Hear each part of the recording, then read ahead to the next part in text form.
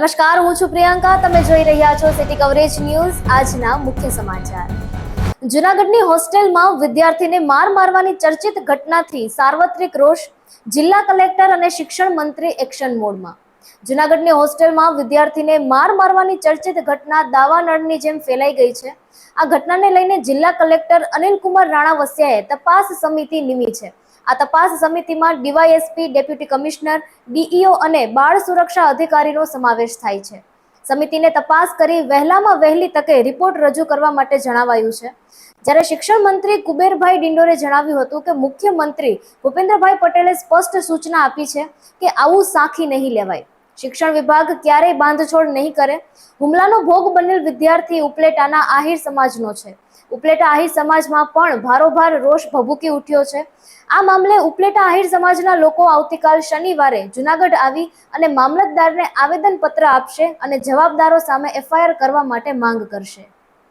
शिक्षक कभी साधारण नहीं होता, प्रलय और निर्माण उसकी गोद में खेलते हैं. આ પ્રખ્યાત ઉક્તિને સાર્થક કરતા આજે વિદ્યારાજ ગ્લોબલ સ્કૂલ જૂનાગઢના વિદ્યાર્થીઓએ અનેરા ઉત્સાહથી શિક્ષક દિનની ઉજવણી કરી હતી. ડોક્ટર સર્વપલ્લી રાધાકૃષ્ણનના જન્મ દિવસે શાળાનું સમગ્ર સંચાલન વિદ્યાર્થીઓ દ્વારા કરવામાં આવ્યું હતું, જેમાં આચાર્ય, ક્લાર્ક તેમજ અન્ય શૈક્ષણિક, બિન શૈક્ષણિક સ્ટાફ તરીકેની શાળાની તમામ કામગીરી નિયુક્ત કરવામાં આવેલા વિદ્યાર્થીઓ દ્વારા કરવામાં આવી હતી. દરેક શિક્ષક બનેલા વિદ્યાર્થીઓ તેમને ફાળવવામાં આવેલા વિષયની સંપૂર્ણ તૈયારી કરીને વર્ગમાં હાજર થયા હતા અને એક તજજ્ઞ શિક્ષક જે પદ્ધતિથી વિદ્યાર્થીઓને વર્ગમાં શૈક્ષણિક કાર્ય કરાવે છે તે જ પદ્ધતિથી સંપૂર્ણ તાસનું સંચાલન ખૂબ સુંદર રીતે કરવામાં આવ્યું હતું.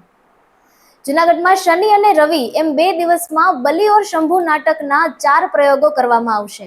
શહેરના ગિરનાર તળેટી ખાતે આવેલ ગાર્ડન કાફેમાં શનિવારે સાંજે 7 વાગ્યે અને 10 વાગ્યે, જ્યારે રવિવારે સાંજે 6 વાગ્યે અને 9 વાગ્યે એમ 2 શો રજૂ થશે.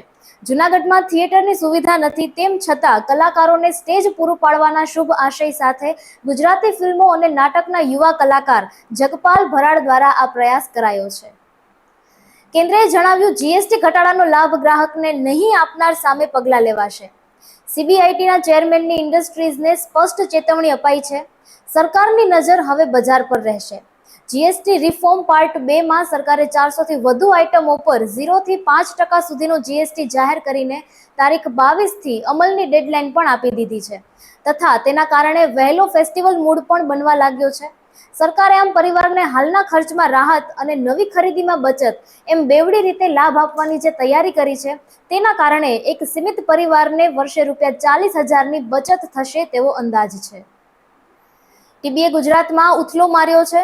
આ વર્ષે જ 87,000 કેસ, અમદાવાદમાં સૌથી વધુ 12,000થી વધુ કેસ નોંધાયા છે. ભારતને ટ્યુબરક્યુલોસિસ મુક્ત કરવાના દાવા અને વાસ્તવિકતા વચ્ચે મોટો તફાવત હોય તેવું ચિત્ર સામે આવી રહ્યું છે. ગુજરાતમાં આ વર્ષે ટીબીના 87,397 કેસ નોંધાઈ ચૂક્યા છે. આમ પ્રતિ દિવસે ટીબીના સરેરાશ 358 નવા કેસ નોંધાય છે. આ વર્ષે ટીબીના સૌથી વધુ કેસ નોંધાયા હોય તેવા રાજ્યોમાં ગુજરાત 6થા સ્થાને છે. હવે કેદારનાથ ધામની યાત્રા કરવી સરળ બનશે, કેમ કે રોપવે પ્રોજેક્ટની મંજૂરી મળી ગઈ છે.